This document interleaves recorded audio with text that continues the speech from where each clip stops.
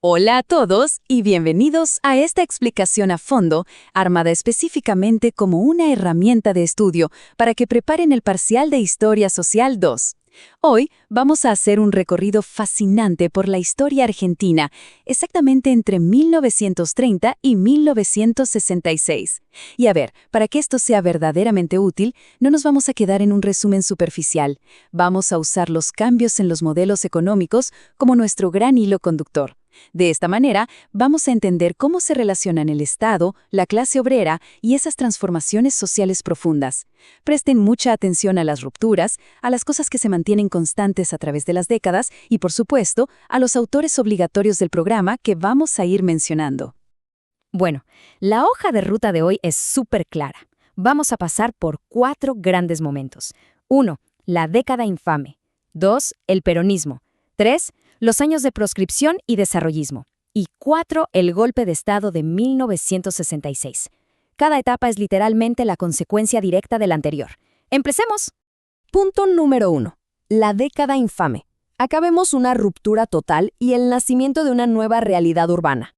Imagínense el colapso global de 1929 como un verdadero terremoto económico. De un día para el otro, el clásico modelo agroexportador argentino quedó completamente agotado. Los precios internacionales se desplomaron y el comercio mundial básicamente cerró sus puertas. Entonces, como respuesta de supervivencia, el Estado impulsó la industrialización por sustitución de importaciones, la famosa ICI. Básicamente, como no había dólares para importar nada, se empezaron a fabricar cosas localmente. Y este es un punto clave que no pueden olvidar. Esta transición hacia el modelo ICI es la continuidad económica fundamental que va a empujar toda la historia del país durante las próximas décadas.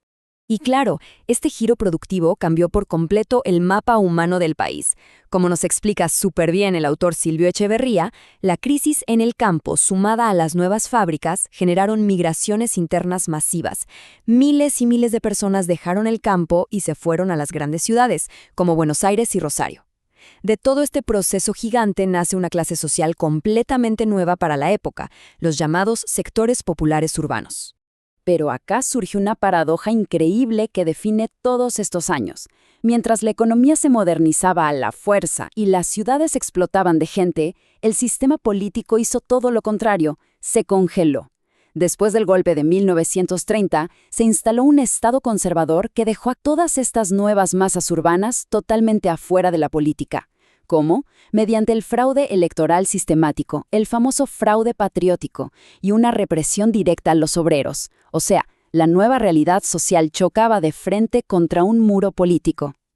Toda esta tensión estructural desató una cadena de rupturas institucionales. Fíjense en esto. El golpe de 1930 cerró el sistema político, pero el golpe militar que le siguió en 1943 terminó preparando el escenario para algo muchísimo más grande.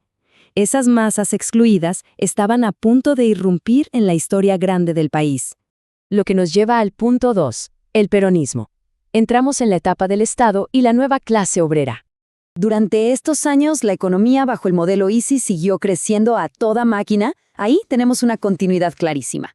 Pero nos surge una duda analítica gigante. ¿Cómo es que estos sectores populares urbanos, que venían de las migraciones de los años 30, pasaron de ser marginados a convertirse en una fuerza política explosiva y decisiva en los 40?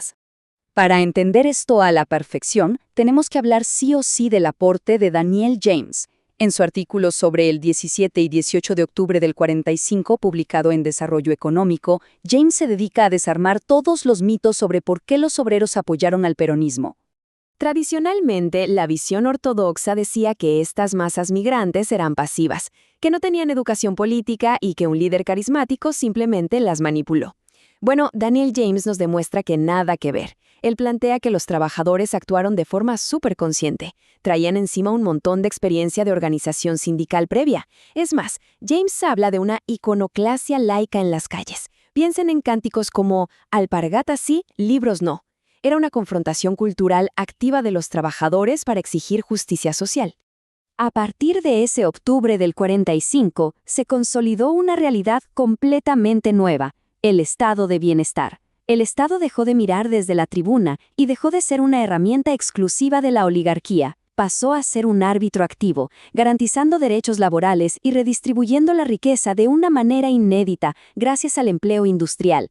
Pero ojo, que el estado de bienestar no fue solo economía, fue un cambio sociocultural masivo. Siguiendo a la autora Carolina Barry, la creación del Partido Peronista Femenino, con Eva Perón a la cabeza, metió de lleno a las mujeres en la política institucional por primera vez. Y por otro lado, los autores Arnux y Orbuch nos muestran cómo el deporte se usó a nivel estatal para construir identidad nacional y definir los roles de masculinidad y feminidad, dándole una dimensión cultural fortísima al conflicto de clases. Pasamos al punto 3, de 1955 a 1966. Los años de la proscripción y el desarrollismo. El derrocamiento de Perón en 1955, con la llamada Revolución Libertadora, partió al país en dos. Políticamente, se prohibió totalmente al peronismo, lo que generó la famosa resistencia obrera. Pero económicamente, y esto en plena Guerra Fría, la industria entró en su segunda fase, el desarrollismo. Acá empezaron a entrar capitales transnacionales gigantes, sobre todo para armar autos y petroquímicas. Entonces teníamos una economía que se volvía cada vez más compleja, conviviendo con una democracia totalmente restringida, un combo muy tenso. Y a nivel social, los años 60 trajeron cambios sísmicos, sobre todo en los jóvenes. Según la autora Arnux Narvaja, bajo la sombra inmensa de la Revolución cubana, aparece la idea del hombre nuevo. Básicamente, un ideal que exigía un nivel altísimo de compromiso revolucionario. Vemos una juventud que se radicaliza políticamente y que empieza a cuestionar todo, a los militares y hasta a los propios sindicatos tradicionales. Y esto nos lleva a nuestra última etapa. Punto 4. El golpe de 1966, marcado por la radicalización y el autoritarismo. Toda esa presión de años de proscripción y modernización a medias explotó en 1966 con el golpe de Onganía. Acá se instala lo que en ciencias sociales llamamos el Estado burocrático autoritario. Y mucha atención a esto. A diferencia de los golpes anteriores, acá los militares no venían por un ratito para después llamar a elecciones, no. Querían quedarse de forma permanente. Era un gobierno manejado por tecnócratas, diseñado estructuralmente para apagar cualquier tipo de movilización popular. ¿Y cómo pensaban lograrlo? Bueno, aplicando la temible doctrina de la seguridad nacional. El Estado empezó a ver a cualquier opositor como un enemigo interno. Hubo una censura cultural fuertísima, cerraron los partidos políticos y, sobre todo, intervinieron violentamente las universidades. Querían arrancar de raíz cualquier tipo de pensamiento crítico. Pero adivinen qué, les salió exactamente al revés. Autores como Isabel Cose y Omar Esperanza explican que, al cerrar cualquier vía democrática, lo único que lograron fue una radicalización feroz de la sociedad.